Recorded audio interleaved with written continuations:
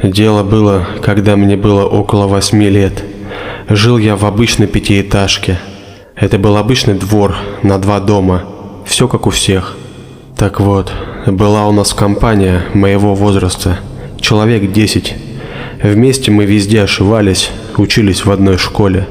И жил в нашем доме один паренек, помладше нас, лет 6 примерно.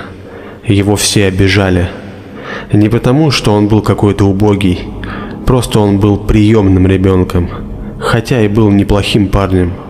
С самого детства занимался в футбольной секции, насколько я помню. Жил он с приемной матерью, без отца. Мать его, к слову, была довольно странным человеком. Ходил слух, что она была какая-то ведьма.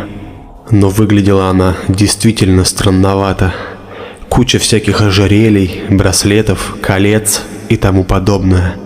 Так вот, обижали этого паренька дети с соседнего двора, а наша компания всегда его защищала. Этот парень начал ходить за нами хвостом и во всем старался нам подражать. Да и мы к нему уже как-то привязались.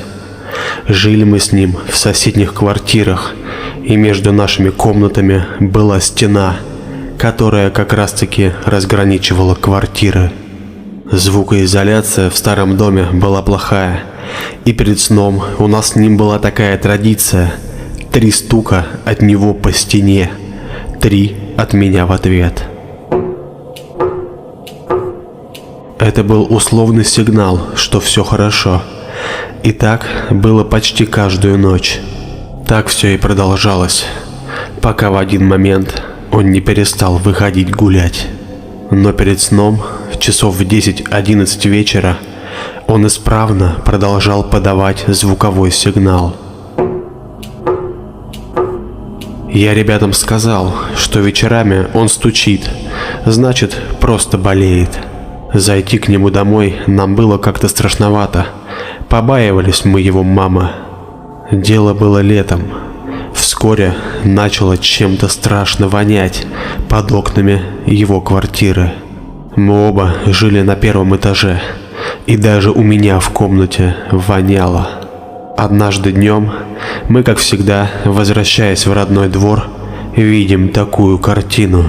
Стоит милицейская машина и скорая, а из подъезда на носилках выносят тела под простыней. Вонь была страшная.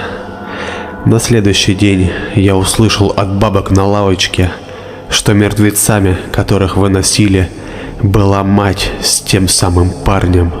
То, что я услышал, меня повергло в шок, и у меня запотели ладошки. Его мать нашли повесившейся на дверной ручке, а ее сына нашли повешенным на люстре в комнате. Вешала, видимо, его мама. Парень весь был в синяках и порезах. Самое страшное было то, что до самого последнего дня, пока их не нашли, паренек стучал мне в стену. Как так может быть, если они умерли за несколько недель до этого, судя по воне и состоянию тел?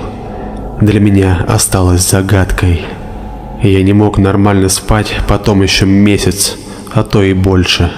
Даже сейчас, когда мне исполнилось 19 лет, иногда накатывает страх, хоть я давно живу в другой квартире.